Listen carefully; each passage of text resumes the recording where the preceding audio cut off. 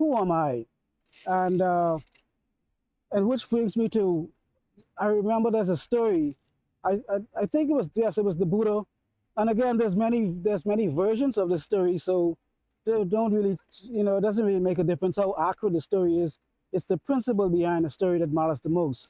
There's a story about a gentleman who came to the Buddha and he told the Buddha that uh, he would worship the Buddha or he would follow the Buddha if the Buddha was able to answer all of his questions.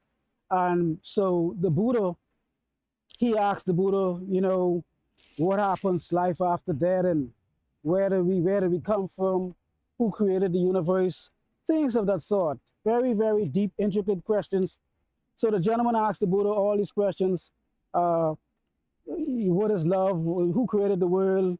Does God exist? And the list goes on and on and on. So the Buddha felt great compassion for this guy, and he asked the guy. He said, "Hey, okay, think about this. Let me give you an illustration." He said, there was once a guy who was shot by a poison arrow. And this gentleman who got shot by a poison arrow, he fell to the ground, and someone came to assist him, a doctor came to assist him. And again, the story doesn't necessarily have to be a doctor, whatever the case may be. It's the principle, because some people say the story different. But anyhow, back to the story. So a doctor came to assist the guy, and he told the guy that, hey, I could help you. You're going to die because this poison arrow is stuck inside of you. And if we don't give you any help, you're going to die. So again, remember now, this is the story. This is the response to the Buddha that the Buddha gave the gentleman who said that he would follow him if he basically answered some of these questions or all of his questions. So again, the Buddha told him that the story about the guy shot with the arrow. I'm just making myself clear because I don't want to, I tend to ramble sometimes and go astray, because again, most of my videos, at least all of my videos, are freestyle on the top of the dome. There's no script or anything of that nature. So sometimes I may my mind may wander. But anyhow, back to the story. So the Buddha continued on, and he told the guy that, hey, there was once a guy. See, at least I'm acknowledging I talk a lot. At least I'm acknowledging I ramble. I know myself. I know who I am. I know what I do. But at the same time, like I said, patience is a virtue. Sometimes, if you stick around long enough, and you get through sometimes a little bit of rambling, you're gonna get some gems. There's gonna be some real powerful gems, because this is a very powerful story that I'm talking about as well, about the Buddha and the guy who was shot with an arrow. I don't know if you guys heard that story before, but I'm gonna let the video continue. Guy who was shot by a poison arrow, and then a doctor came to assist that guy to heal the wound. And so this guy, rather than be accepting of the help from the doctor or grateful that someone came to assist him, instead he started to ask the doctor all of these pretty much unnecessary questions. Who shot the arrow? What material was the arrow made of? What it was made out of wood? Which direction did the arrow come from?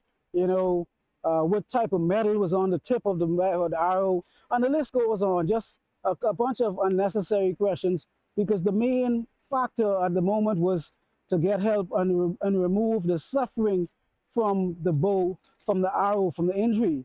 And that was the root cause. That was the main reason the doctor came to remove the arrow, so he could eliminate the suffering. And so that reminded me of the gentleman who was asking all of the questions, all of these philosophical questions, deep, deep questions, very deep questions. I must say they were not, simple questions. However, again, I too am saying, just like the word is love, without having an understanding who you are, this answer, what I'm saying, who am I, is also a very major, major aspect of that question as well. Because just like you can't love yourself because you don't know who you are, the same thing applies in this particular. If you can't love yourself, you don't know who you are.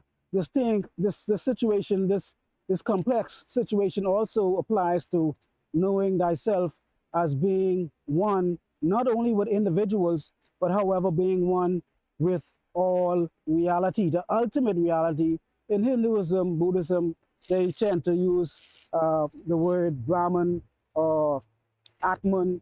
Atman is referring to the soul. In more religious Western context, we would use the word soul when we're talking about the inner being of the individual. In the West, we would say soul, or we would say God. However, in the East, they would say the soul is referred to as Atman, the being, the true I-ness, the isness of the self, and then God would be referred to as Atman, the ultimate being, the consciousness, the isness, the awareness that everything manifests from, just like everything was created by God. However, there's a difference in the West and the East philosophies. The West would say that the world was created by a god per se, and the East, sorry, would say that the word was manifested by a god or a being or consciousness or awareness, to be more exact. So back to the question. And so just to, elaborate just briefly on that, when I'm talking about East and West and all of these different things, the East and the West have a totally different perspective about God. The East tend to use words like Atman and Brahman and consciousness and awareness, and they tend to look at God as more so being of a subjective thing more so than an objective, like a physical being, like how the West would consider, when they use the word God, they're usually talking about a man in the sky and things of that sort. However, in the East, it's more so when they're referring to God. In most cases they don't even really refer to God as the same God we're talking about. They tend to use the word, like I said, consciousness and awareness, which is a very different concept, a different belief system in general. So most individuals in the West cannot really grasp this concept what the East is talking about. That is why I'm trying to break this video down as well, because like I said, the individual who asked me the question, what is love, it was impossible for me to go and just give him some 5-minute answer, because the question was also related to not to knowing who he was. Because if you don't know who you are, you cannot know what love is, and you cannot know if you don't know what love is, you don't know uh, how to love anybody as well. So back to this story, we're talking about this analogy about this story about this gentleman who was shot by a poison arrow, and then a doctor came to assist the guy, and so that's what we're talking about right now. And so back to the story. So again, so the moral of that story was, just like you cannot love anyone without loving yourself, you cannot really per se, you cannot necessarily know God per se, or without knowing yourself, which is, and but not just knowing yourself, knowing the true nature of yourself, the true identity of yourself. And again, just like not being able to love an individual because of the separation that we perceive to be, which is also an illusion in samsara, the matrix, or whatever the case may be. That illusion still also applies to, if we see that separation between ourselves and we see that separation between others, there will always be some suffering. And that also applies in this particular case. If we see some separation between ourselves and God and Brahman and Atman as not being one, there will also be suffering as well. So this video, again, very, very powerful video. Who are you really? The question that ends all suffering. So what I'm saying is, again, to end suffering, according to the Buddhists believe that suffering exists and suffering can be eliminated. And the root solution, or the root cause, if I may say, of suffering is lack of understanding who you are first and foremost. So the Buddhists believe that at the root of all suffering is because of not knowing who you are. You're suffering because the things that you want, or the things that you think you perceive that you need, are related to not knowing who you are. And so this is why this story is so powerful about the guy who got shot with the arrow. As I go on and on and on with the video, you'll see how everything is related. That if you don't know who you are first and foremost, that is why this video is going into great details about having an understanding of who you are first and foremost. Then if you understand who you are, then you can actually start to eliminate a lot of the suffering, because a lot of the suffering is simply coming from you not knowing who and what you are. So that is the main reason I am that I am creating this video, is because I have come to the conclusion uh, along with millions and many, that the root cause of suffering is to because of not knowing one's true identity, one's true nature, one's true self, which is Brahman, being one with the Atman. And there is actually, the Atman is just a perceived appearing Brahman appearing as Atman, but there's only one God, one being, one awareness, one consciousness appearing to be many. So that's what the main purpose of this video is, also to address that non-separation, not only from others, but a non-separation from God itself. And the reason I said itself, because this thing that we call God, Brahman, is something that is actually unknowable, undescribable, but however, it can be experienced. But if it can be described, it is not the way. So, which brings me to my other points. So, there are methods, there are many methods, I would say. So, let me just backtrack just very briefly again. So, again, in the West, our concept of God is more so of a being in the sky somewhere with a big beard, and however, in the East, we're talking more so about consciousness. We're talking about awareness. We're talking about some type of thing that's not really physical or tangible, but can only be experienced through awareness or consciousness, and that is what they're talking about. Very, very, very different perspective, and also, like I said, also in the West, we tend to separate our identity from the thing or the person or whatever that may be that we call God. We see ourselves as me, and we see God as being God. In the East, these philosophies that I'm talking about is completely different. We're talking about there is no separation between you and this thing called God. So that's what I'm talking about. If there is no separation between you and this thing called God, and you believe there's a separation, you cannot truly know yourself. So therefore, according to this information that I'm delivering, that I'm trying to share with you guys today, is according to the non-duality, it is impossible, according to this perspective, the Advaita Vedanta perspective, it is impossible to know God if you believe that you are separate from God. Because from this Advaita Vedanta non-duality perspective, there is literally no separation between you and God. There is only God. And I'm just using the word God because that is what we know in the West. However, instead, rather than using consciousness or awareness or isness or I am, that is what I'm talking about when I use the word God. I'm talking about conscious awareness and isness and all of that, because the word God is a very, very loaded word. There are so many different belief systems, so many people have different beliefs in different gods and so forth. However, there is literally only one consciousness. There's not two consciousness, three consciousness. There may be many different beliefs and different gods, but the same consciousness that I have is the same consciousness that you have. The same consciousness that the cat has is the same. We may be perceiving things differently. However, there's only one consciousness, and that is what they're referring to as God. This one consciousness, this one thing, this undescribable thing, this non-physical thing. That is what they're talking about. That they're calling God. The awareness, the isness, the beingness of who you truly are is what they are talking about, and that is what I'm talking about as well. So if you do not identify yourself as the true isness, the true oneness, the true being, the true the isness again, the consciousness, the awareness, the Brahman, the Atman. If you do not identify yourself as any of these things, and you do identify yourself as just being you and God being separate from you, you will always encounter suffering according to these philosophies as well.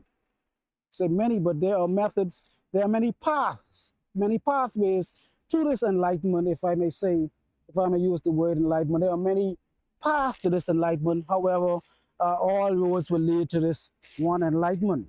So, speaking from an Advaita Vedanta perspective, the solution to this situation or this problem would be what they would consider to be self-inquiry. So self-inquiry is at the root of understanding and coming to a conclusion of who we truly are. So without this self-inquiry, we cannot know who we truly are again. So therefore, we cannot love anyone per se because we don't know who we are. And we cannot necessarily say, become one with the ultimate creation, the ultimate reality, the ultimate consciousness, the ultimate awareness, until we know who we are as well. So, with that being said, I would say the method, one of the main methods used in the Eastern philosophies, Advaita Vedanta, Buddhism, Hinduism, and so forth, is self-inquiry. It is unlike, most, again, nothing against any religion or any, you know, uh, spiritual rituals such as attending churches, mosques, and so forth and so forth. There's nothing against. I'm not saying anything against those things. However, again, the ultimate goal is to know thyself. Just like being unable to love somebody without knowing yourself, it is also unable. You will be unable to have a true connection and an impersonal relationship with the ultimate unless the true self is known. And that's why I'm creating this video. And I'm going to talk also about uh, how to do that. And again, the ultimate method is self-inquiry. Self-inquiry is basically going within oneself, looking deep into oneself, taking deep introspection, deep evaluation, and doing deep questioning of the self, which most individuals do not do at all. Because most individuals, like I said, go and watch part one about what is love. This is a connection to that because I spoke a lot in that video talking about knowing thyself, and that is the root problem, the root cause of not being able to love thyself. So please go and watch that video, What is Love? Because these two are also, again, connected as well. So, with that being said, back to self-inquiry. So I would simplify how to do self-inquiry. This, again, meditation is needed, but that meditation, like I said in the last video, most individuals use meditation as a tool to relax the mind, to still the mind, and to have peace and happiness and joy and bliss and all those things.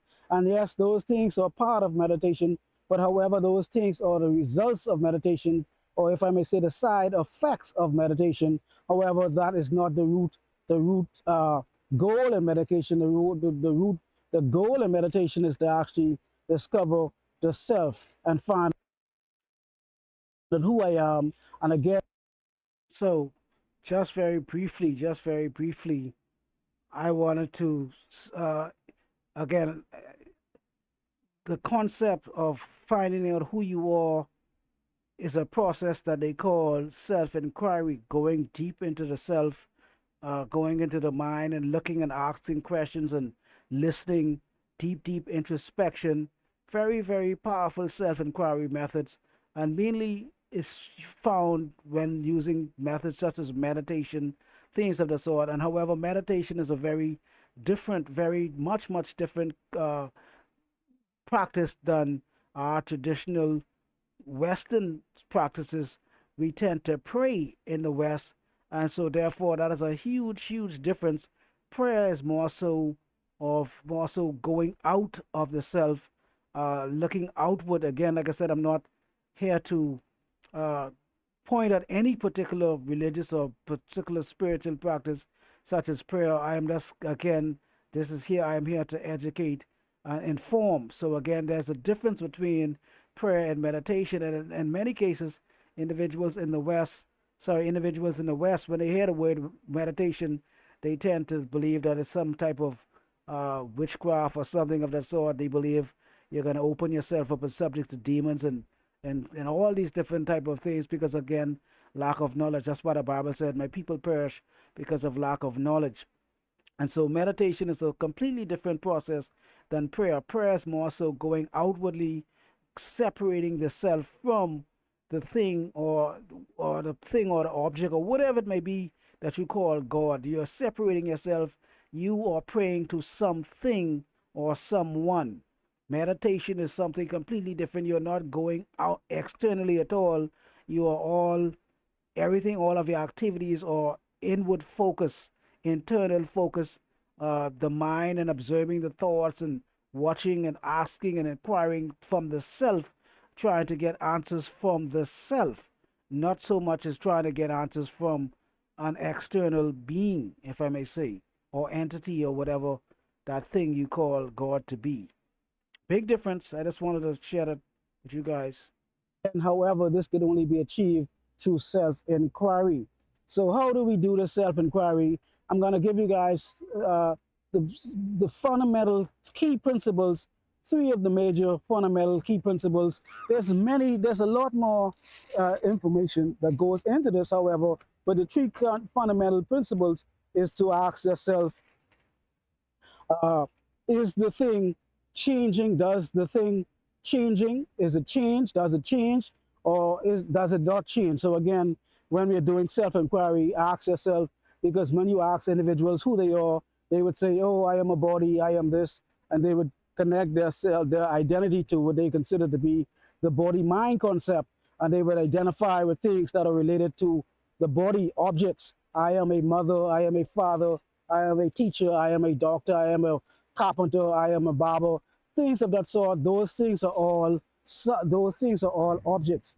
And when we go into grammar, we look into subjects and verbs. The subject will be uh, a sense. Say you have subjects and you have verbs. The subject would be the boy walked, and the subject would be the boy, and then the verb would be walked.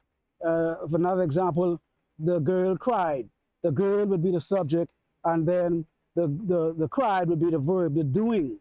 So and the dog barked. That again, the dog would be the subject, and the bark would be the verb, the doing. However, when it comes to self-inquiry, we're not dealing with subject and verbs per se.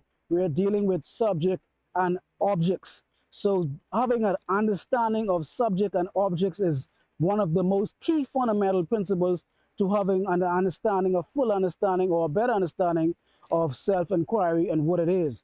Because without understanding the concept of objects and subjects, one would usually get confused and label their identity as something would be considered the object. So when you ask somebody what they are, who they are, they would usually reply that I am a car, I'm a doctor, I am a mother, I am a sister, I am a brother. Those are all subjects, those are all labels. We are not labels. There's something that is that label. There's something, the deeper isness, the I-ness, the beingness that you truly are. That is what we are getting to. So when we ask again, what am I? Who am I? And someone responds, I am a I am a mother. Again, that is a title, things of that sort. But however, that I is what we're trying to get to. What is that I? What is that I-ness that is the doctor? What is that I, that isness, that beingness is the carpenter? There's something that is saying I am. And again, back to the biblical principle, when God said I am, or when God said I am, that I am. And that I amness is the I amness that we all share, that beingness that I'm talking about, that we all share. And again, please go back and watch video part one. That is going to go into much greater detail about, not much greater detail, but that's going to talk somewhat about the I amness as well, the self, the loving the self. But again, so like I was saying, that I amness is what we're trying to understand when we said I am this, I am that. What is that I we're talking about? So we're going to continue and do a process of elimination, and we're going to eliminate the things that are not that I, things that are not the true self, because that I-ness is what we're trying to obtain. And so again, we got a first principle is to understand the subject and objects. The things that we consider to be ourselves is the objects. I am this, I am that. So, but if you listen to the sentence, that I is saying that it is something. What is that I we're talking about? So having the understanding of the object and subject will be the first principle into understanding self-inquiry. So ask yourself the things that you say that you are, am I the subject or am I the object?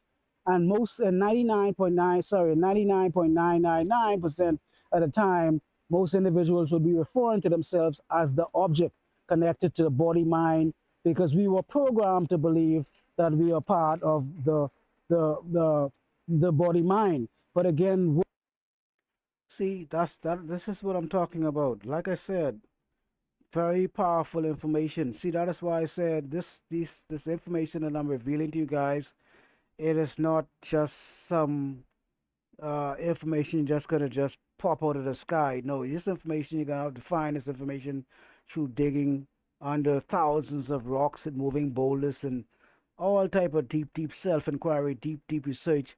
So that is why I said this channel is for those who might be having a strong desire to grow spiritually, emotionally, psychologically, And academically, if you're looking for answers, if you're searching for something, some type of truth, if I may say, whatever that may be, that is what we're talking about. So what I said earlier as well, like I said, and I realized this. I realized this when my very last stream.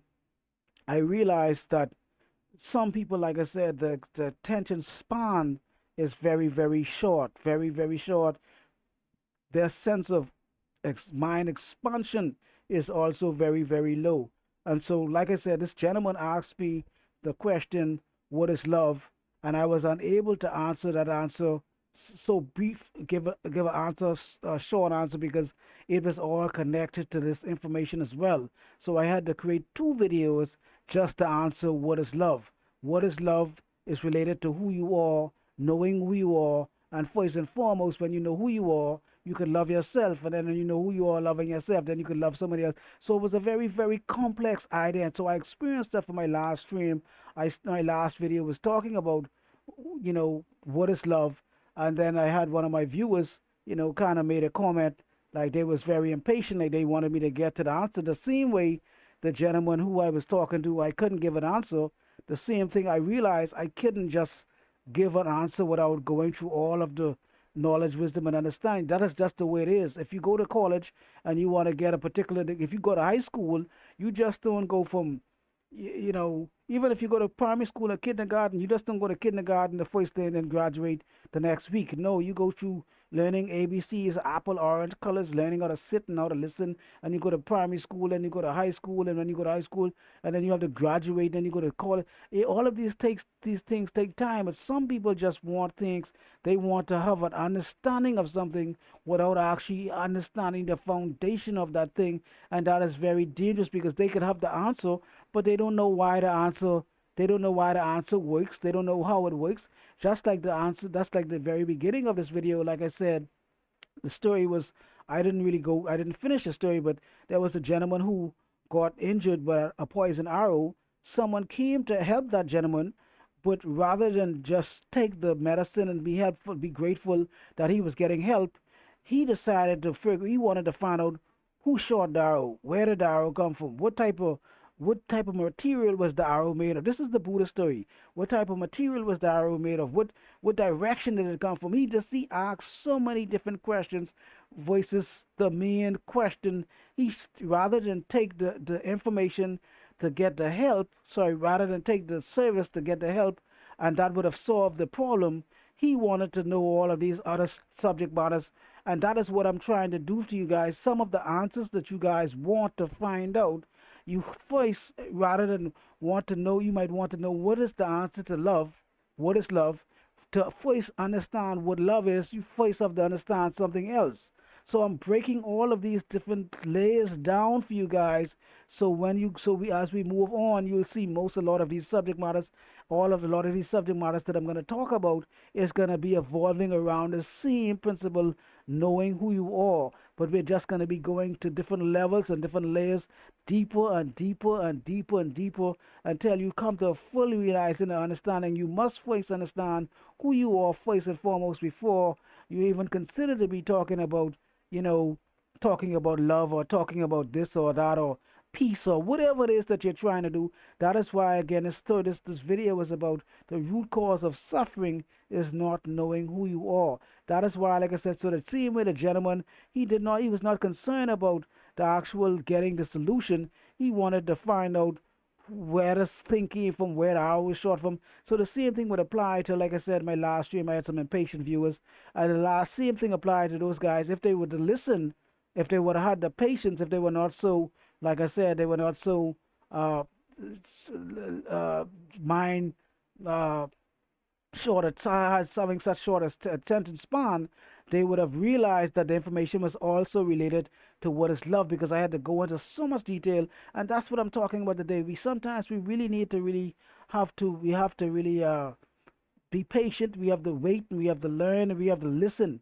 Because again, the information that I'm talking about, I didn't just get this information by being impatient. I had to listen, I had to learn, I had to wait, I had to put pieces of this puzzle together. I was not able to just come and say this type of stuff on here without just someone told me some type of brief answer. If I had a simple answer for what is love, this video would have been over in 2 seconds.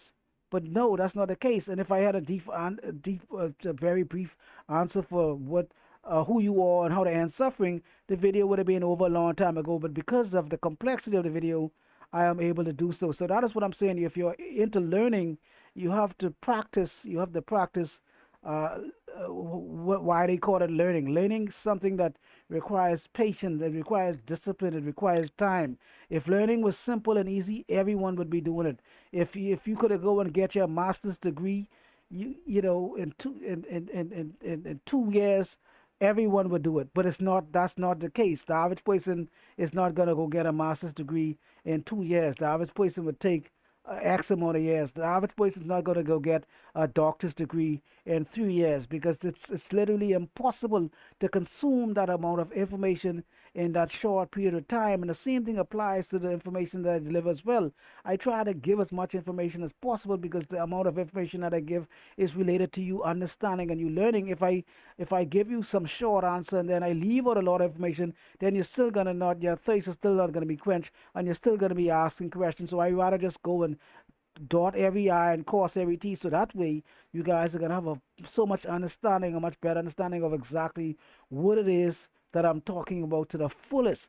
So that's I believe, and I also believe people who are very impatient. This is something that I almost this is my pet peeve. My pet peeve is impatient people. Yes, sometimes there's a need to rush and there's a need to be proactive and to go and push towards our goals and our dreams and yes, there's a time for that. However, I believe that all impatient people, I believe that anyone who is impatient, anyone, I don't care who you are, if you are impatient with others, you need to apply that same impatience to your life because I believe all impatient people should be successful. I think all impatient people should be the most successful people there are on the planet because if they apply that impatience to their own life, they will be successful in every area of their life. If they were to go to college and to get a 2 year degree, they should, because of their impatience and their determination and their drive to now, they should be able to get that 2 years degree done in 1 year. If they go to get a 4 year degree, a bachelor's degree, or whatever the case may be, they should be, because of their personal, their drive and their now, and I want it and I must know, they should be able to get that 4 years degree in 2 years. If they go to get a 6 year master's, they should be able to get that in three. You hopefully understand what I'm saying? If it's a doctor's degree taking 14, 12 years, whatever the case may be, 12, 15 years, they should be able to go get a doctor's degree in 6 or 4 years. But no, they are not that way every day in every walk of life. They are only that way with some people. They only act that way when they're talking to some people. They want to be impatient. They want you to rush, rush, rush. They want to push you. But look at their lives. Their lives fucked up. They don't have their shit together. They don't have their life in order. They don't have shit going on. But they want to push you and act like they have it together. So that is one of my pet peeves is impatient. I hate people who sit on the red light and the light just change and motherfuckers blowing horn. Pom, pom, pom, pom. I hate that shit. Don't do that shit. Be impatient unless you have something to go somewhere to go. Accident, emergency, someone's dying, you gotta get to the hospital or something of the sort, like your ambulance or some shit or something serious. You miss 1 hour, you're late again at work, you're gonna get fired. I understand. But if you don't have shit to do, you just go on through life. Do not push people. Do not be impatient because if you are impatient, like I said, you should have that. Your life. You should be perfect in every area. And if you're not, you should sit the fuck down and wait. What I'm talking about today, the goal is to achieve what they would call Jivan Mukti or Moksha. In Christianity or religious talks, they would say to be saved or becoming saved. But I'm talking about Western philosophy, sorry, Eastern philosophy. Jivan Mukti is more so becoming liberated once we are alive, and that is the ultimate goal, and that is what the ultimate goal of self-inquiry is, to become awakened whilst we are alive, not having to die or not having to go anywhere or whatever the case may be, not having to go into heaven or wherever the other place most individuals may think they may go after this thing called death, this life after death. So again, we're trying to achieve liberation once we are alive. We're trying to break this free from this illusion, this thing called samsara, once we are alive. So again, the how that is done is through self-inquiry. So back to what I was saying. So step one.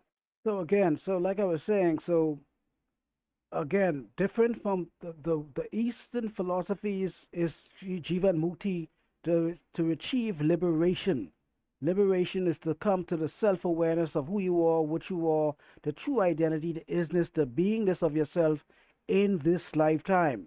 No, we're not talking about no lifetime. We're not talking about no next lifetime and dying and going to heaven and hell. And no, we're trying to achieve liberation now. And so that would also even apply to those impatient people. Impatient people, you guys should have your life in order in every degree. And if you're not, your life is not in order, like I said, you should sit the fuck down and wait and watch and listen and learn something from those who are actually trying to make something of themselves rather than just talk foolishness all day. No. So liberation is the ultimate goal of of uh, in this world, in this lifetime. Liberation, self liberation, and again that can be achieved, like I said, through self inquiry and through meditation and coming to some understanding of knowing who you are and what you are. That is the goal. And so once you come to this realization and all of this understanding, then the suffering can be eliminated and can be uh, relieved, because now, just like the guy who got shot with the arrow, the guy who got shot with the arrow, he was more concerned about who shot the arrow versus, trying to figure out how to get the problem solved. So the same thing applies to liberation. Rather than try to find out what is love and what is where we're going to go after we die and all of these other things that we tend to waste a lot of superficial time on, we need to first and foremost find out who we are to achieve this liberation, to find out what we are at the core. And because once we find out that core, the essence of who we are, then we can eliminate a lot of that pain and suffering as well. So that is what this is all about, the solution to pain and suffering by simply finding out who we are. One, again, have a clear understanding of what is an object and what is the subject. You are the subject. And when I say you, I am not referring to you as the doctor, the garbage man, the carpenter, the plumber, whatever the case may be. I am not referring to the things that you do, the titles that you have, and the labels and the things. I'm not referring to nouns, put it that way. I'm not referring to places, people, things, and abstract ideas. I'm not referring to any of those things. I am talking about the I-ness, the awareness that is aware of those things. That is what we're trying to do a self-evaluation for. What is that I?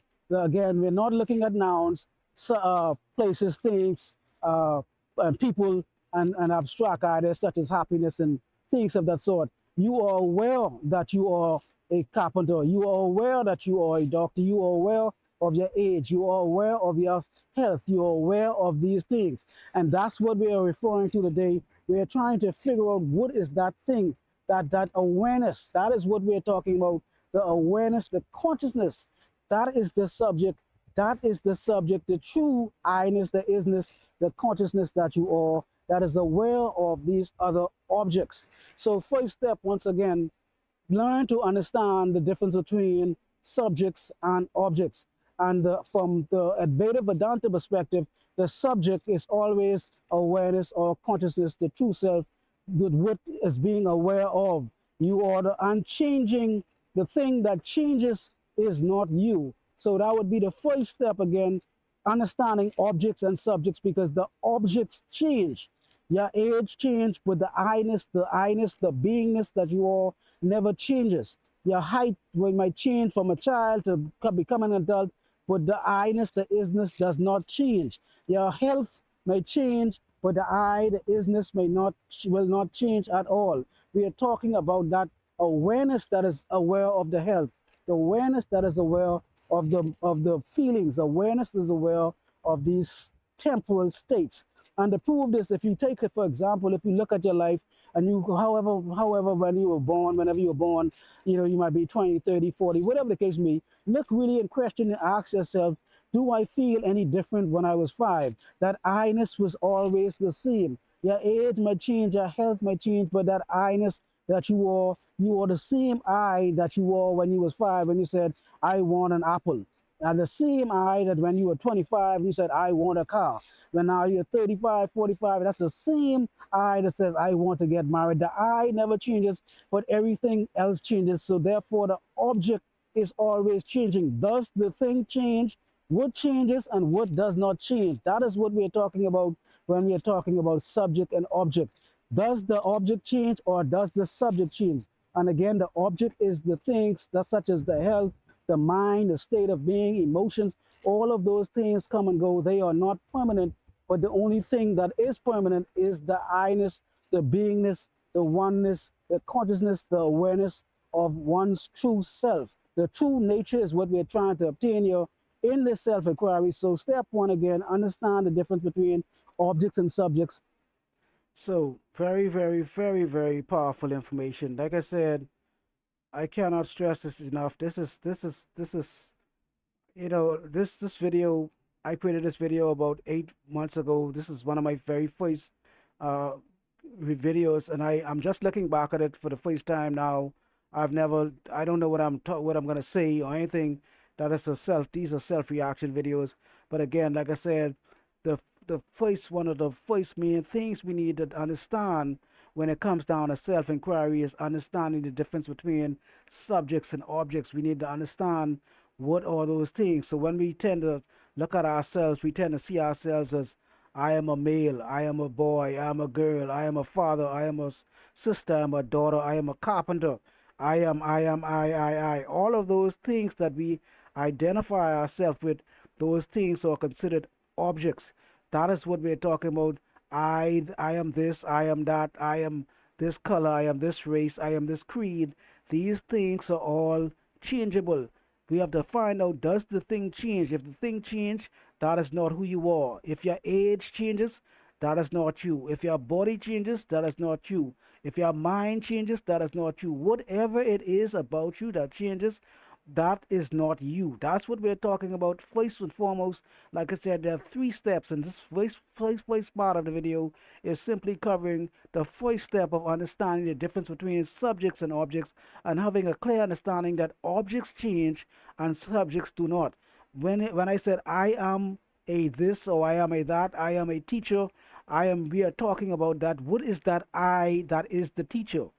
That consciousness that is aware that you are a teacher. So this again, it's a very complex situation, very subtle, but very, very complex. So again, I'm going to go down more and more to the second and third principle. But again, the first principle is simply understanding subjects and objects between the I and the isness and the false self, the things that you think you are, the titles. I am a doctor, I am a lawyer, I am a carpenter. All of those I's or objects, all of those things are not who you are at the core. We're talking about what is aware of you being a doctor. We're talking about the awareness. What is aware of you being a male or female? That isness, that I-ness, that thing that I'm talking about, that is what we're trying to find, and then that can only be found through self-inquiry, through meditation. So again, the first principle or the first pillar, if I may say, is understanding the objects and subjects. The objects do change. If it is changing, it is not you. If it doesn't change, it is you. Like I said, you are the same I that you are when you was 2 years old. That same I is the same I that you are at 25. That same I that you are at 25, or the same I that you are at 200, whatever age you may be. However, the body will change, the mind will change, and all these other things will change. But the I-ness, you will always use the word I. I am this, I am that, I. That is what we're talking about. We're trying to find out who and what is that I. The changing and the unchanging. So step two would be understanding, now that we have an understanding of what this awareness is unchanging. Now we understand that the object and subject, we have to understand what is the object and subject from the awareness perspective. You are aware, again, of being this age. You are aware of being happy. You are aware of this thing. You are, your eyes, when you see something, you see the wall, you see the ball, you see the house, you see the car. There is a seer and a thing seen. You are the seer. The awareness is what sees everything. I'm not talking about the eyes. I'm talking about the awareness, because even if you remove your eyes, you will still be able to be aware of things. Your eyes are not the permanent, your eyes are not the fundamental principle, your eyes are not the unchanging thing. Again, the awareness is the unchanging thing. You are always aware of these things. You are aware of the objects. And the second, again, second would be what is the thing you are aware of? And if you are aware of the thing, whatever the thing is that you're aware of, that thing cannot be you because the awareness is aware of it. And so, therefore, the only true you, the true you is awareness itself. There's not an awareness itself, that is it. And if you could be aware of it, then it is not you. Even if you, some people will say, well, I am my mind. You know, you can't be a mind because your mind is constantly changing as well. And that is a deep introspection to come to the conclusion that the mind is what you are. However, that is also incorrect from a Advaita Vedanta perspective, Buddhist Hinduism perspective, because the mind also is continuously changing. So the mind would be considered the object, the subject is the awareness. I am aware of my mind. I am aware of my thoughts. I'm aware of my feelings. I am aware of these things. And now we're going a lot deeper. So we know that some titles that we're not, even our internal feelings and in deeper, subtle perspective, we are not these things as well. We are not our emotions because they too come and go. They too persist, and then they decease, if I may say, come and go. They rise and they fall. They live and they die, but they are not permanent. However, the only thing is actually permanent is the awareness itself. So step one, analyze and analyze and realize the difference between the object and the subject and the seer and the thing seen.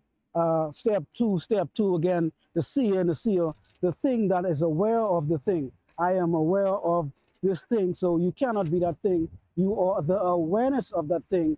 And finally, you have to understand what is the consciousness.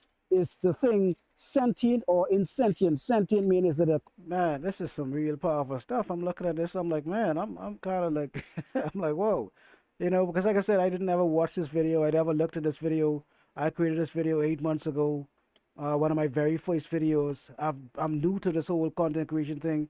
However, I'm building on a foundation. My earlier videos, I'm going to be talking about who you are, trying to get some type of understanding of who you are first and foremost before I go into relationships and other deeper topics because I believe this is the foundation.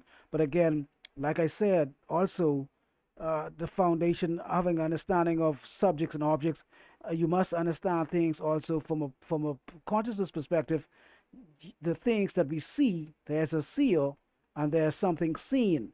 There's something that is aware of all of these things. What is aware of the thing that it's aware of? There's something aware of the things. There's something that sees these objects.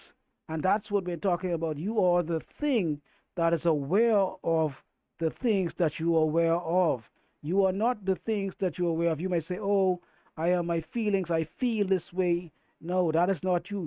Because again, remember, like I said, we have to understand the difference between subjects and objects change. If the thing changes, it is not you, according to the Veda Vedanta and the Buddhists and the Hindus. If the thing changes, it is not you. Those things are all objects. So if your feelings, you might say, oh, I feel sad, I feel bad, I feel happy, I feel glad. These things are also changing, and you are also aware of those things. So awareness itself is simply awareness. It is just like a blank slate. It's like a TV screen that everything is played on. Like a screen would be considered the awareness or who you are. The screen would be considered the true self, and everything is being played on that screen or the object. So your feelings are being played on the screen of awareness, of consciousness. Your emotions and all of your thoughts and your ideas and your beliefs are being played on that screen of awareness and consciousness. So if you are aware of it, you are not that thing, but you do have some awareness, and that is what we are pointing at through inquiry, self inspection. You're gonna find out that you are that awareness that's being aware of everything else, and you are not the thing. So let's move on. So then we're gonna talk about now whether the thing is sentient or not. And so I'm gonna go into that as well. conscious thing or is it unconscious? And which side does the consciousness lie on? Which side does the awareness lie on? So when I said I am aware of my breath, again, the breath being an example of an object, I am aware of my breath. My breath is an object. Is from a sentient and in sentient perspective, as awareness is what makes more sense to you. I'm as awareness is awareness aware of the breath, or is the breath aware of awareness? So ask yourself these questions, flip it around, ask yourself, am I, you might think that you're your thoughts and so forth. Ask yourself from a sentient and an insentient perspective, am I thought, I am aware of, again, objects, the object is the thought, object is the thought, the awareness, you're aware of your thoughts, you're the subject, but now ask yourself, from a sentient perspective also, is awareness aware of me, or am I aware of awareness? And now think of yourself again, like I said, think of yourself as being awareness. Is awareness aware of the thoughts, or is the thoughts aware of awareness? Thoughts are not aware of anything. Thoughts are just thoughts. Those thoughts are fragments, and those thoughts are delusions and different. They come and go, and those are not stable. They like the wind, the clouds, they come and go. So you are not your thoughts. When you say my mind, is your mind or as awareness? Are you aware of your mind, or is your mind aware of you? So another example, when you might say your body, am my body is my am I aware of my body, or is my body aware of me? Which makes more sense? So these are the three major principles. These three are the main major principles that we would look at, that we would explore when we go into understanding self-inquiry again. So like I said, step one, basically, is the thing changing, or if it doesn't change, changing, unchanging, object, subject, awareness, or unaware of the thing that you're aware of. Are you aware of the thing, or is the thing aware of you? These are the principles that we need to look at. And so when we do the self-inquiry, what So that was a very, very powerful, also another powerful part of the puzzle that we need to look at, sentient or insentient. When we look at it from a sentient or insentient thing, is the thing that we're looking at, does it have its life on its own, or is it needed, does it need to survive by something else? Is something else keeping it alive? Is your feelings alive by itself? Does your feelings stay alive? Will your feelings stay alive alone without being aware of them? If you are not aware of your feelings, would your feelings still exist? I don't think so. So what is the more dominant factor, the more permanent factor? When the feelings come and they go, what remains? The awareness. You are always aware no matter what. Everything else comes and goes. So the awareness, we're talking about sentient and sentient, we're talking about the what is the living thing and what is not alive. What is the thing that kind of is the delusion or illusion, what comes and goes like the wind, or and what stays. When you talk about uh, I feel this or I feel that, that's the feeling. Is the feeling aware of the awareness, or is awareness, or is the awareness aware of the feeling? Which one makes a lot more sense? Are you angry? Is anger aware of awareness, or is awareness aware of anger? You are aware of all these things, so we have to learn to classify these things as whether the thing is the secondary thing to or the primary thing. And on all cases, you will find out that everything is secondary to awareness, because without the awareness, you would not have any feelings, you would not have any ideas, you would not have any thoughts, you would not be anything. That is why awareness, like I said again, is like the screen, that the TV screen or the monitor that everything is played out on visibly and audible as well. what's going to happen eventually over time, we're going to hit a brick wall, and we're going to understand that we are the pure awareness and the pure consciousness as itself. There's nowhere, you cannot go any further than being the thing that is aware of the thing that is aware of. There's no more, it's not like an infinite regress. When people ask, some people they talk about God and say God created the world. I'm just going on with a little example here, what infinite digression is. So when people say God created the world, and someone will say, oh, well, who created God? And then someone will say God, and who created that God? Who created that God? Not God, not God, not God. No, it's not this type of infinite digression, because when you do self-inquiry, you're going to get to this final thing, that is awareness that is aware of itself, and you cannot go any further. So there's not going to be a awareness aware of awareness and awareness aware of awareness. No, it's going to stop at some point, and you will conclude that you are the awareness itself that is aware of these objects, and you are the subject itself being aware of these objects, and the objects are not aware of you.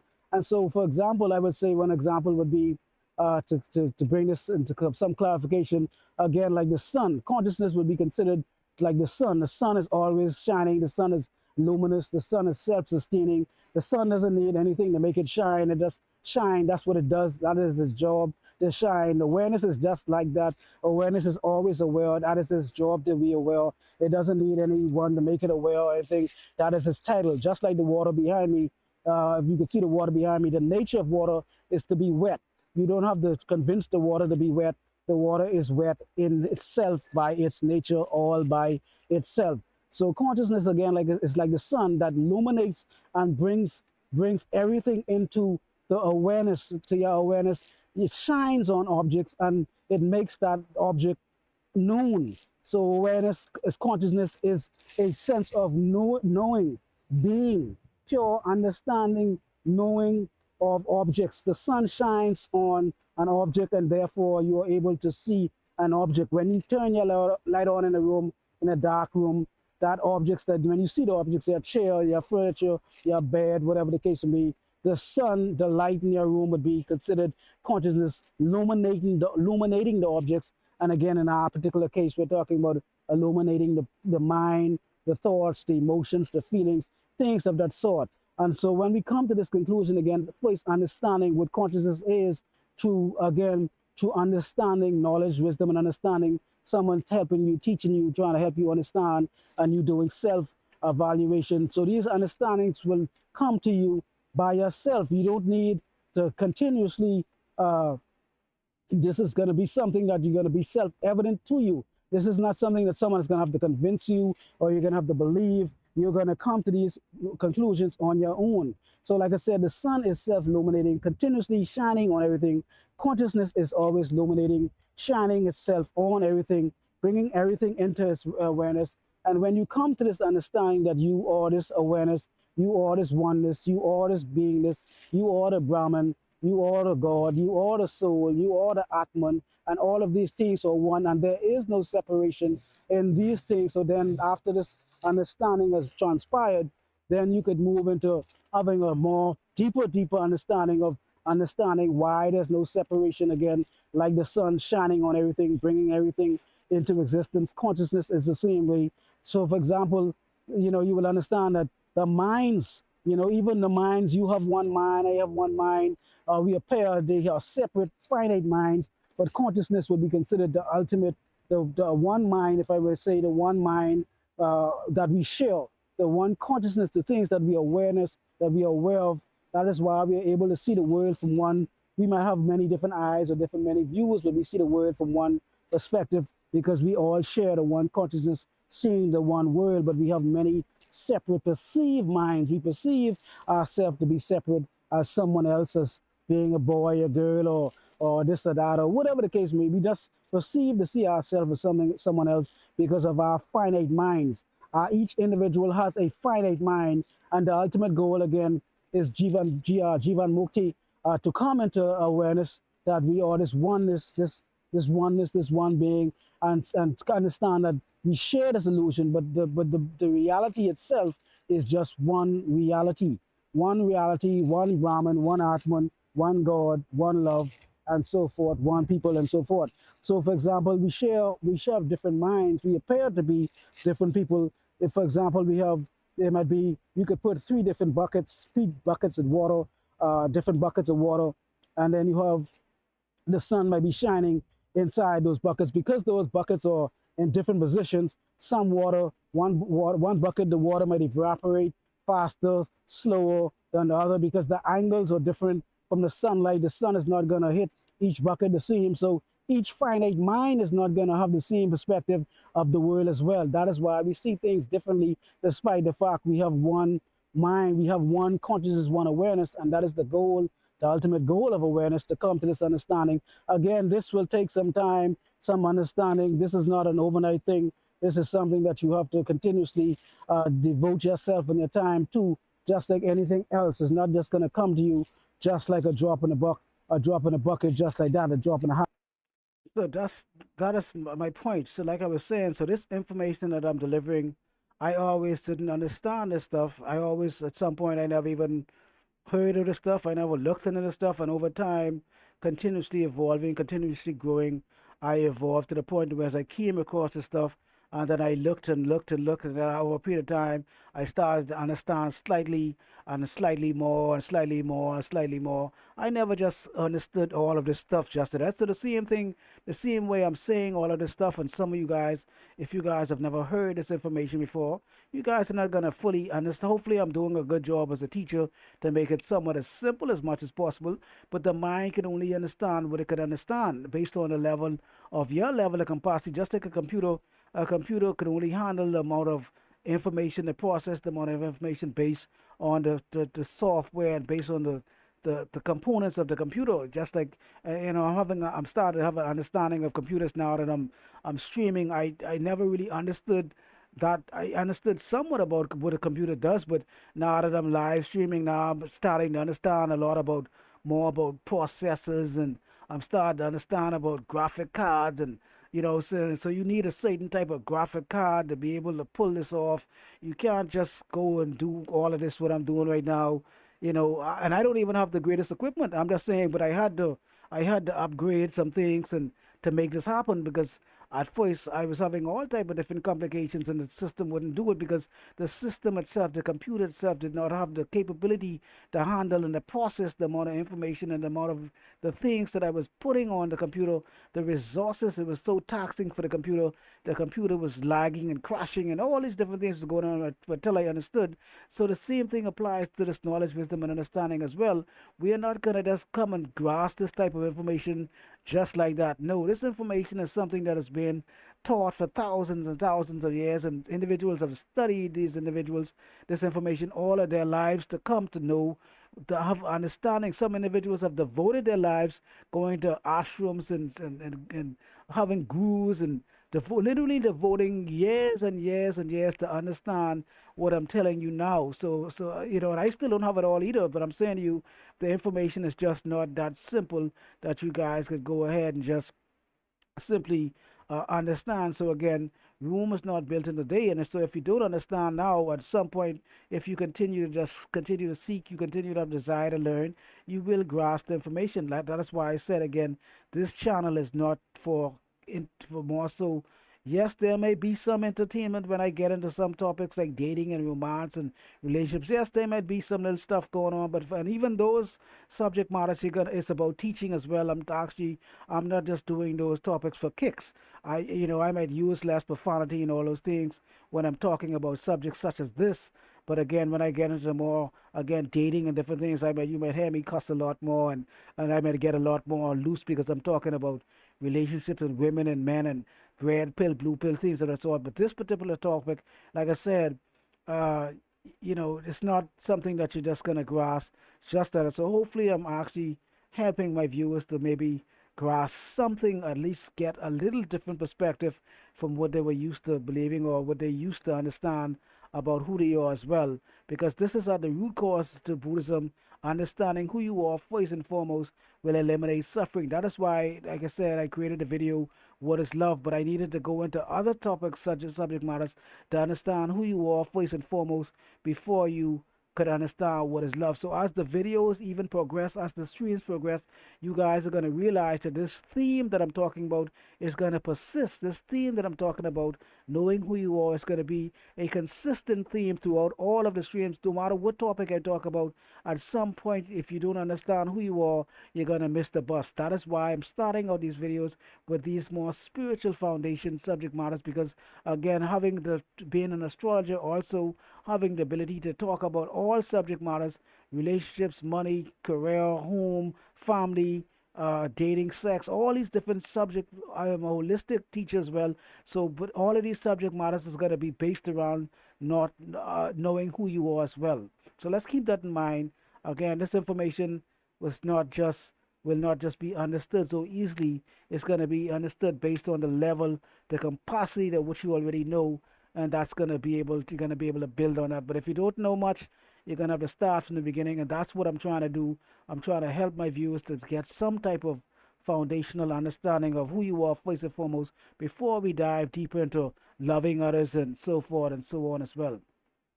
Hot or whatever the case may be. When we look at a screen, a movie screen, a TV screen, or whatever the case may be, there may be many, many, many objects on that screen, many, many objects on the screen. However, there's only one screen, and there's all those objects. It's not those objects are part of the screen. There's actually only the screen projecting those objects out, but there's one screen. Just like consciousness, there's only one consciousness appearing to be many other consciousnesses, many other minds, but there's only one consciousness. Just like, for example, also another example I could think of, like in some most places, like businesses, they have many cameras, they have many cameras, and however, security, like it's a business might have a camera, even a house has many cameras. Some people have multiple cameras, but when usually they are usually connected to one TV or one big screen. And sometimes they might have many screens, but in this particular example, I'm just going to use one screen. So, for example, many cameras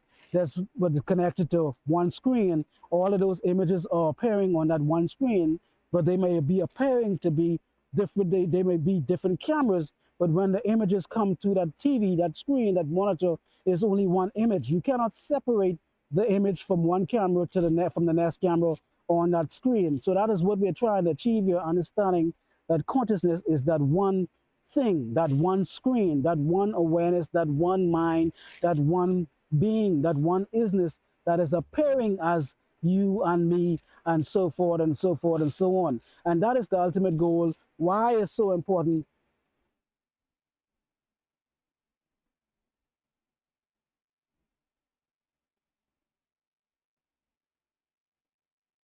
to achieve this Jivan Mukti, this oneness understanding, again, to love thyself, but not only to love thyself, but to have a true relationship with the ultimate reality, with consciousness, awareness, and from a religious perspective, God.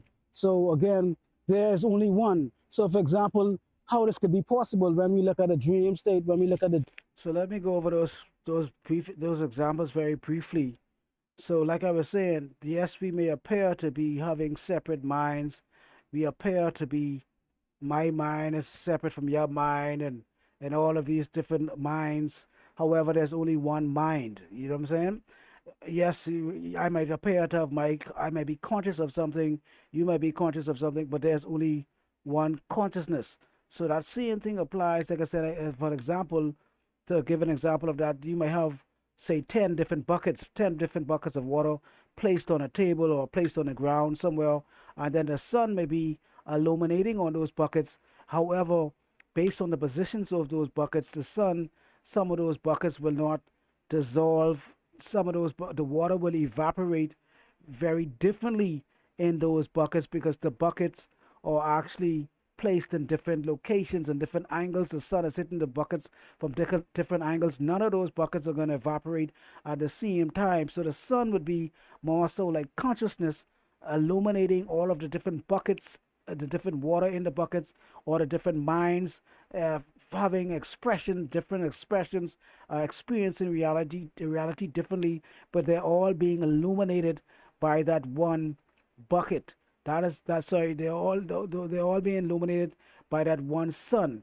And so then I also said examples. So, for example, let's say you guys have a home security or a company that has a home security. There are usually multiple cameras displayed around the building. In most cases, a few cameras around the building, but in most cases, those cameras are all connected to one huge monitor showing multiple small different scenes from around the building, from around the house, or around the company.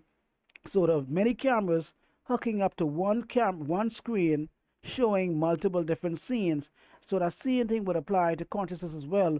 One consciousness being appearing to be different different cameras different cameras appearing on one particular screen. I hope that made any sense. So for example also, like I said, consciousness from the Hindu perspective, consciousness would be considered fundamental.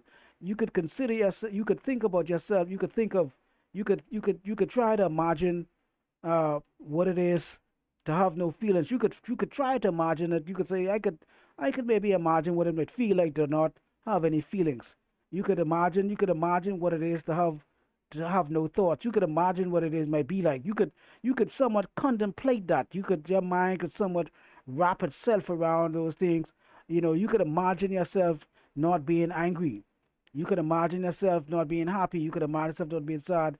But could you technically, I want you to try this, could you technically imagine yourself not being aware? Could you imagine there not being any awareness at all?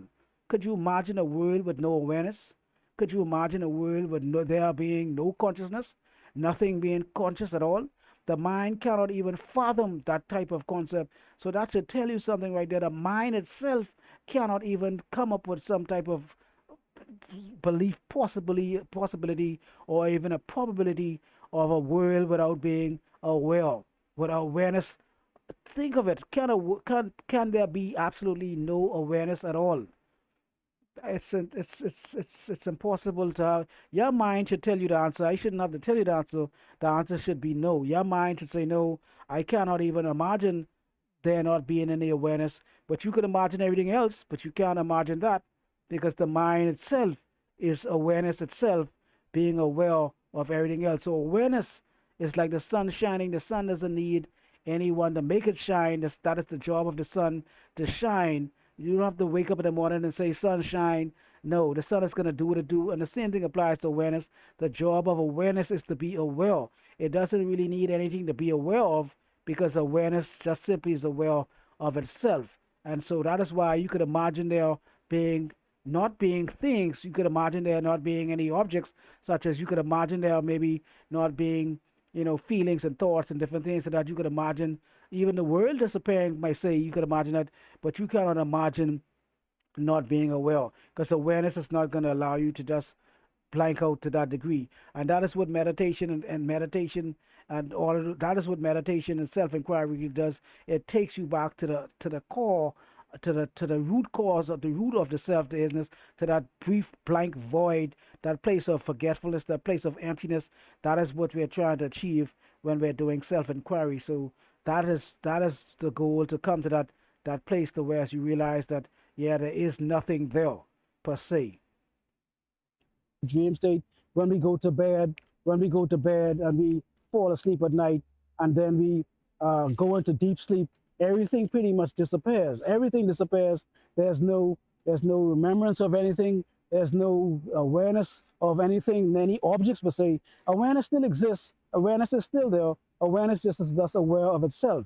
That is why most individuals do not remember what they dream. Sorry, do not remember deep sleep, because there was no objects to remember. So, but however, awareness is still there, because if most people say, "Oh, there was nothing happened in the deep sleep. I didn't remember anything," because there was nothing to remember. But awareness itself remembers itself, because if you wasn't aware when you was in deep sleep, you would not be aware to know that there was nothing to be aware of. If that makes any sense. So, in deep sleep again, or even the dream state, for example, when we go to bed at night and we have dreams, we perceive to be some other being in the dream state. We perceive to be somewhere else. We perceive to be doing other things. However, those things do not, that individual, the dream character, does not exist at all. At all, the dream character does not exist. It is a fabrication of the finite individual mind.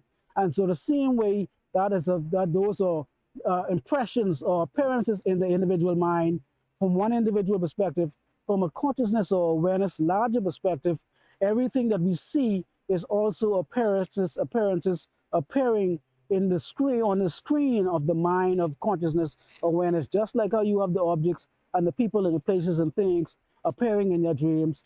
That is what is happening to consciousness itself. You are appearing in its mind, I am appearing in its mind, and so forth and so on. The dream state, the illusion state, the Maya state as well. And for example, to give you guys an example, how this is to show you that the reality, the things that we experience are not fundamental. These things are not the fundamental principles. Because, for example, you could be, let's say, for example, you're sick. You're sick, and you have some ailment. You have some ailment. What? Let me just go over that very briefly. Also, like I said, also as well, in the dream state, most individuals, when we go to bed and we dream, we do remember our dreams. But however, there's a part of the dream the dream cycle is a dream cycle that is called deep sleep. The dream state is called REM sleep, rapid eye movement, if I remember clearly. And so the part of the sleep where there's absolutely nothing to remember is called deep sleep. So most individuals would say that, you know, I don't remember anything, so I didn't. There was nothing going on, so I didn't dream anything, so I didn't remember anything. I didn't. There was, there was nothing to remember. However, you awareness is always aware because what I'm saying is that if you were not aware at that time when nothing was going on, you would not be aware that there was nothing going on. So you literally were aware at all times, at all stages of the sleep. You are aware. There's no point of time that you were never aware. It's just that the times that you do not remember anything, it's just that there was nothing to be aware of other than awareness, because awareness itself is aware that there was no dreams, there was no thoughts, and so that is why you don't remember anything, because awareness, there was nothing for awareness to be aware of. And so awareness kept a record of that time when there was nothing to be aware of. So even the times that you think that you were completely in the dark, not sleeping, and not having any dreams or nothing going on, and you don't remember anything, you still were aware because awareness was aware that there was nothing to be aware of rather than being aware of itself. I know it sounds a little tricky, but again, like I said, very subtle, complex, subtle idea, but very complex as well. Whatever the worst sickness you could think of, and the worst disease you could think of, and you're in pain every day, all night, every day, all night, all day, every night. However, when you go into this dream state, what happens? You tend to forget everything. You forget you were sick. When you go into not the dream state, the deep sleep state, you forget that you were sick. You forget who you were. There's nothing doesn't exist. So if your pain and your suffering was the real fundamental principle, you would be feeling pain all day, every day, 24/7, 48, 14. Why is it? Why does your pain and suffering disappear inside of the deep sleep state? Why does all your memories disappear into the deep sleep state? Why does all the people you love your children to death, you love your mom, your dad, your sister, your brother, your family, you love these people, and these people are on your mind all day, every day. And as soon as you go into sleep and sleep and you enter the deep sleep, why the deep dream state? Why do these people disappear? Why do these people are not remembered anymore? It's because that when you go into the deep state, that is your natural state of being.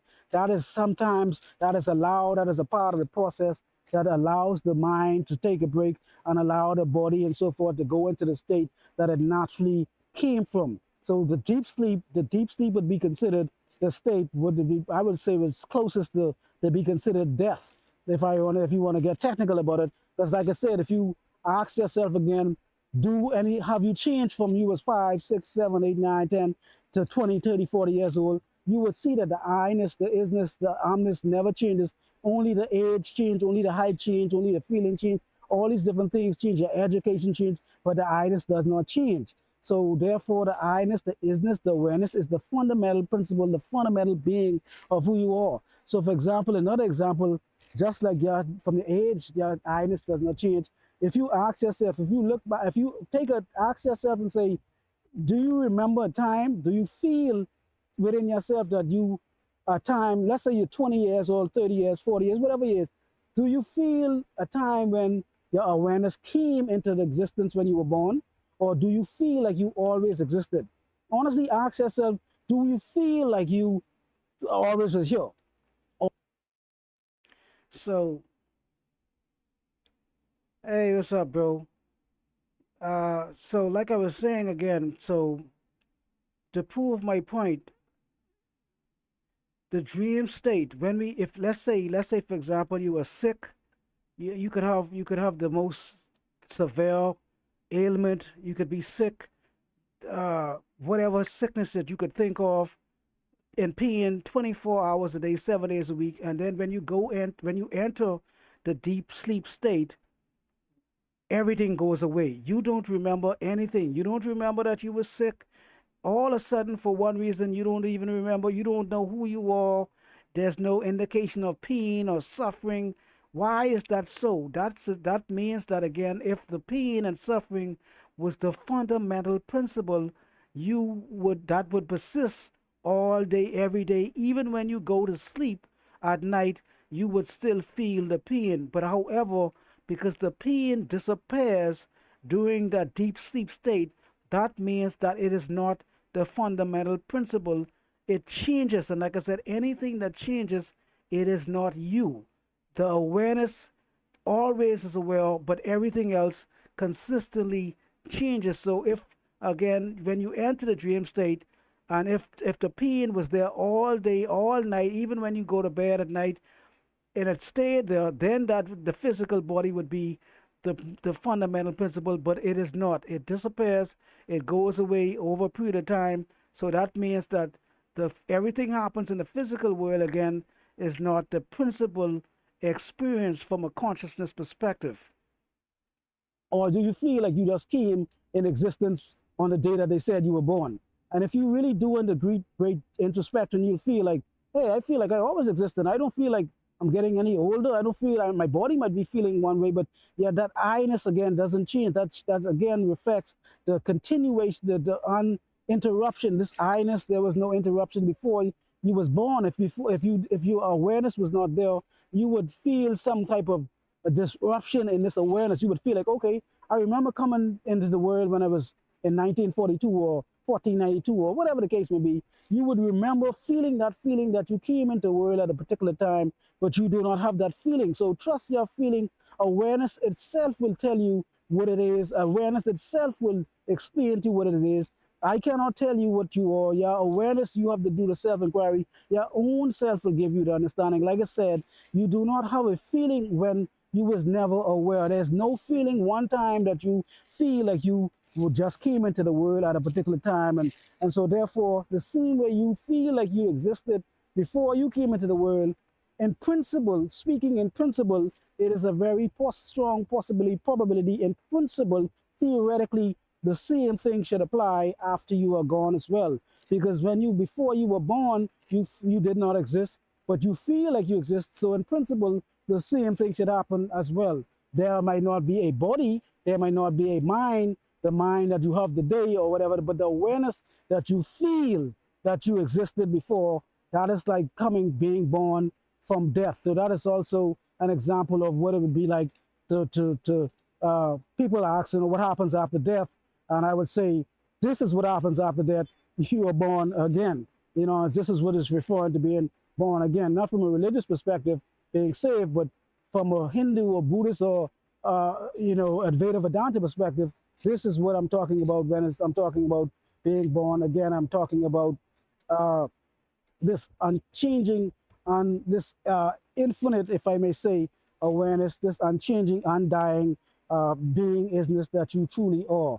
And so, like I said, if you ask yourself, do you remember ever feeling the feeling of not being, not existing, you would say no. You always remembered having the feeling of being existing before you was born. And I, in principle, in theory, that should happen also after you're gone. Because when most people you ask the question, what is the opposite of death? Most people would say life. 99.999, ask someone tomorrow, what is the opposite of death? And I am almost guarantee you someone would say life. Life and death. That's what they would say the opposite of death is. But life is not the opposite of death. The opposite of death is birth. It is. Before I go any further, I'm just going to do a very, very brief recap. So, when I was studying the whole Advaita Vedanta principles about the non duality, I was asked also as well, if you ask yourself, do you remember a time, do you ever remember a time, do you feel like you never existed? Ask yourself, like, do you remember? Because let's say you were born, like I said, in 1492, whatever year you were born, and however age you may be 20, 30, 40, 50, 60, 70, 80, whatever age you may be, do you ever feel a time that you remember coming into the world at that date of birth, that time that they said you were born? Do you feel like your consciousness actually just appeared out of nowhere at that particular time, or do you feel like you always existed? That is the question you need to ask yourself. Which one seems more, you feel like you I feel like I always existed. Everybody else feel like they always exist. If you ask yourself, there is not a time that you feel like your awarenesses or your consciousness came into existence. That's why again, from a non-dualist perspective, consciousness awareness is fundamental. It is the fundamental moving aspect that drives everything else. So if consciousness was not fundamental, you would remember a time when you actually were not conscious. But you cannot think of a time ever that, try this for yourself. I'm not making this up. Try, ask yourself, do I remember whenever you were born, whatever age you are at, whatever month, time you were born, do you actually ever remember feeling like you came into existence at that time that they said when you were born? Or do you feel like you always existed? And so, and like I said, theoretically, if you feel that you do not remember a time that you when you were born, theoretically, in principle, the same thing should apply after you die as well. You should not ever remember a time being born or dead from an awareness perspective. I'm not implying that I know what happens after life and death.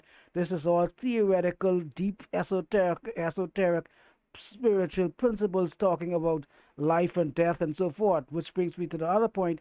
Like I said, the average person, if you ask the average person what is the opposite of death, go and ask your friends this tomorrow. What is the opposite of death?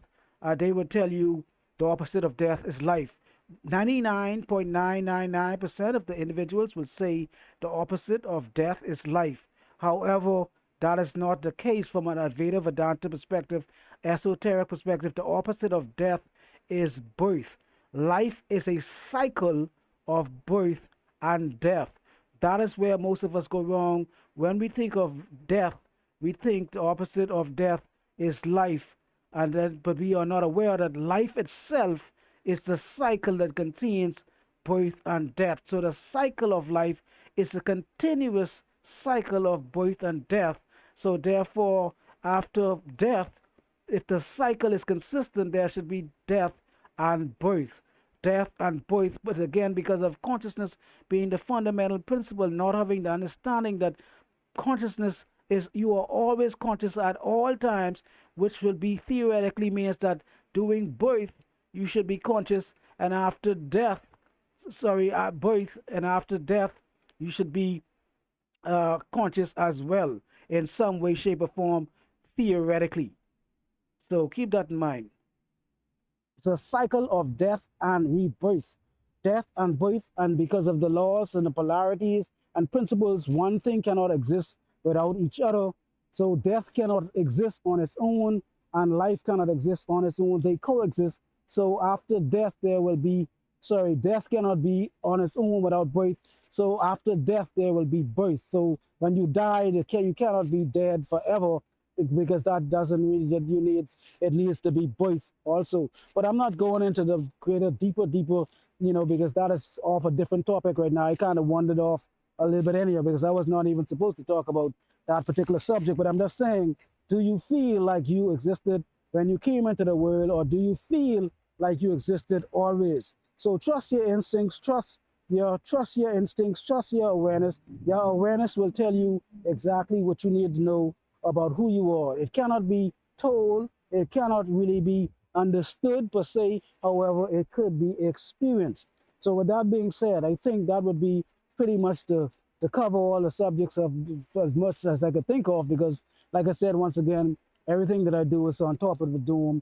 I'm not reading any script. I'm just kind of just going off what comes to the top of the mind. So again, the 3 steps is to, one, basically understand the concepts of objects and subjects. You are the subject, you are the awareness, you are the consciousness, you are the pure being, the pure isness, the pure awareness. The unchanging thing is what you are, and the objects that change, that come and go, the feelings, the emotions, the job, the height, the health, things of that sort that come and go, you are not that. And then you have the also step 2, to be what you are aware of. You are the seer of the thing that is seen, the object and subject, the awareness, you are aware of these things. And then third is the thing sentient or not sentient, or you are aware of being sick, but is sickness aware of you? You are aware of being happy. Is happiness aware of you? So with that being said, I think I'm going to close this video out, and please go ahead and watch video part one. I think that video, not part one, the part of this video, what is love? Because these two are going to go hand in hand. And I think I'm going to answer one or two more the vital questions that the person asks, because the ultimate goal again is the end suffering. Most individuals believe that suffering is something that we have to suffer, we have to go through suffering, suffering, suffering. No, suffering is an option. And the solution to suffering, the end suffering, is to know thyself, to come to a true understanding of what you are and who you are. So again, without this understanding of who you are, you would always suffer. I am not saying that pain does not occur. There will not be things that will cause you pain, or they may not cause you some type of slight suffering or whatever the case will be. However, with this understanding, you would come to a conclusion to where you are not the one suffering. You are not the one feeling the pain. You are not the one being hurt. You are the awareness of the suffering. You are the awareness of the pain. You are the awareness of the things that cause you emotional suffering as well. So therefore, when you understand why this thing is important to understand who and why, who are you, you will understand what it does for you. It gives you a sense of closure, a sense of peace, a sense of serenity, a sense of happiness, a sense of bliss, because that is your true nature in itself, by itself, all by itself. So you are the one being aware of these things. And when you conclude to this and so forth, the suffering, when there is pain, the pain will come, and the pain will not so much as still. I'm not saying you're going to feel no pain. Don't misunderstand me. I'm not saying that at all. There will be pain, but however, the suffering is optional. And what suffering is, to get you guys to understand, when I say suffering, an example of suffering is kind of like you have a rock in your shoe. If you have a rock in your shoe, and then most everybody had a rock in their shoe, everybody had some rock in their shoe before, in a slipper or something.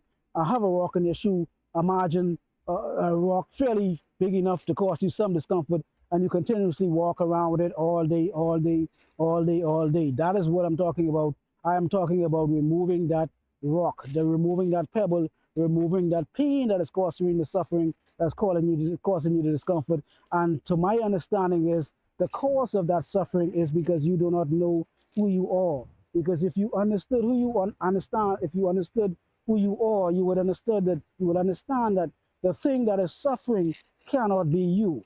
You are perceived, you are perceiving to be suffering, but the true nature of yourself, the consciousness, the awareness, the isness, the I amness, is no suffering at all. It's like the screen, the TV screen does not care which movie it plays. It doesn't care if it has a horror movie, a happy movie, it just plays. Consciousness is like that, a blank slate, just experiencing everything from the perceived perspective of the finite mind, but there is no feelings. The screen does not hurt when someone gets shot on the screen. The screen doesn't get sick when someone is sick on the screen, on the TV screen or the video or the movie theater. And that is what I'm trying to tell you. Think of yourself as the screen.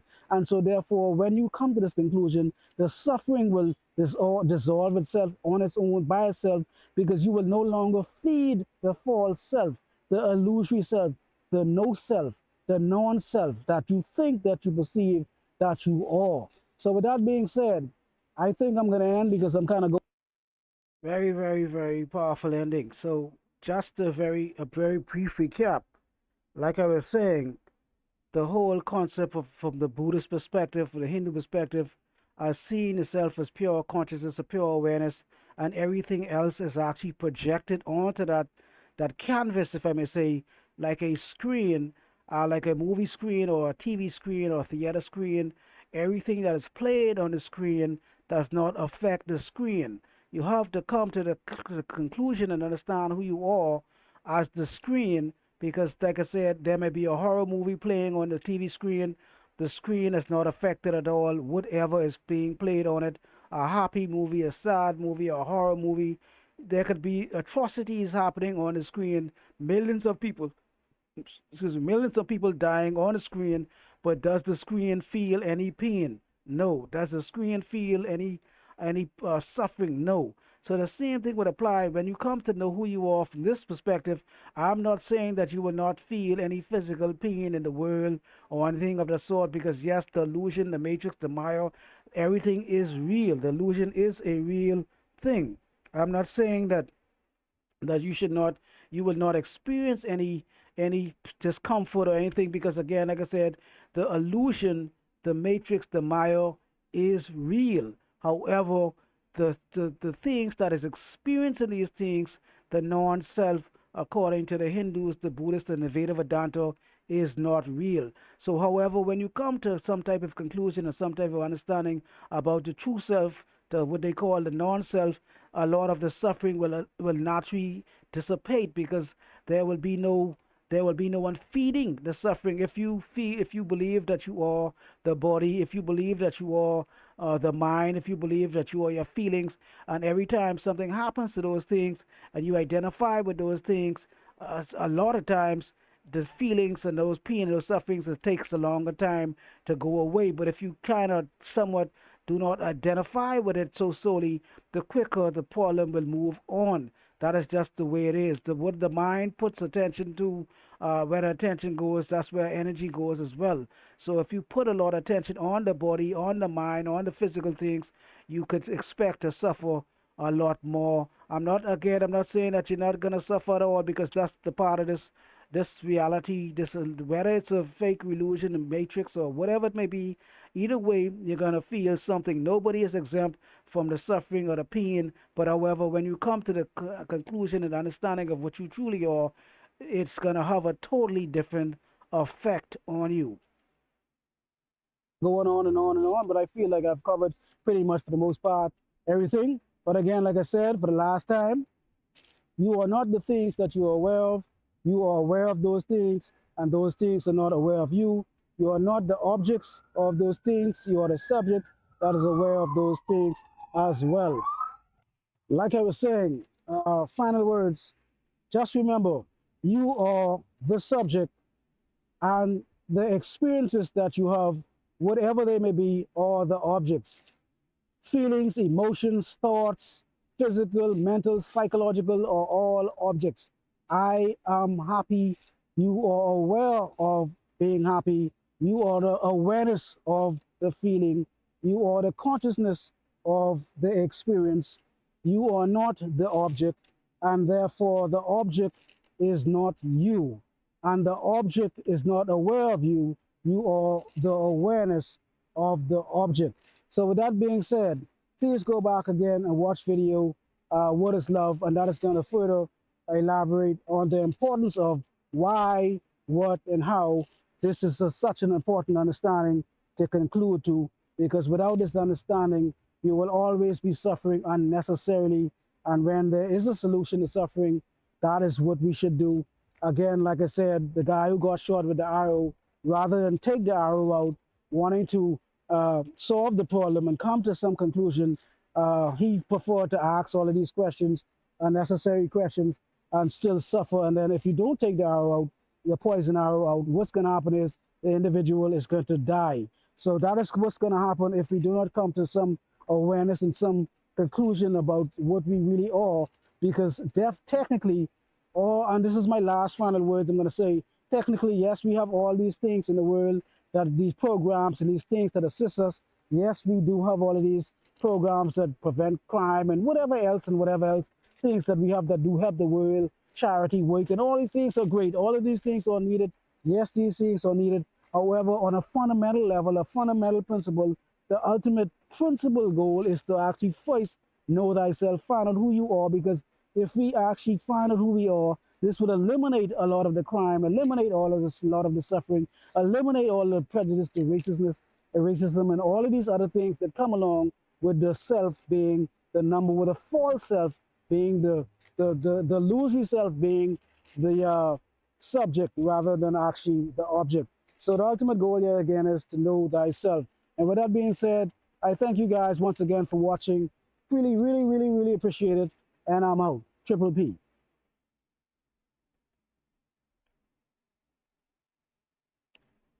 So, with that being said, With that being said, I just want to thank everyone for watching the stream. I do truly appreciate it. And if you are, as usual, please continue to like and subscribe and share and all that good stuff. And for those of you guys who are new to the stream, you guys could find me here on these platforms. You could find me here on these social media platforms as well. And also, the goal is to go live every Mondays, Wednesdays, and Fridays at 10 p.m. And I will be streaming live on these platforms here as well. And I will stress this, I cannot stress this enough. This is going to be adult content. All of the information is going to be for adults. Some of the conversations we're going to talk about are very holistic channel, dating, romance, sex, money, everything you could think of. That is what we're going to talk about. And so, therefore, I highly suggest again 18 and older, strong parental discretion should be advised. And so, again, like I said, if you are a person that you have a desire to learn, to grow, you have a deep passion for wanting to understand some of the things that are not told amongst traditionally in our traditional religious organizations or whatever the case may be, this is the channel you want to be on. If you want to expand the mind and learn some deeper subject matters, this is the channel you want to watch. If you want to grow, if you have a deep passion for, again, like I said, esoteric subjects, spirituality, things of that sort, this is the channel for you. This is a channel where this is not something that we're not playing games or anything of that sort. This is not just for entertainment purposes. There is some entertainment, however, but this is merely for academics and learning and transformation. So, with that being said, I just want to thank each and every one of you guys, as usual, again, for sticking around, watching this long. And like I said, the goal is to go Mondays, Wednesdays, and Fridays at 10 p.m. Adult content, adult conversations. If you want to learn, if you want to grow, if you want to transform your life, this is the channel for you. And with that being said, again, thank you, thank you, thank you. And if you all, please discontinue, stop believing in illusions, delusions, and hallucinations. Triple P, and I'm out.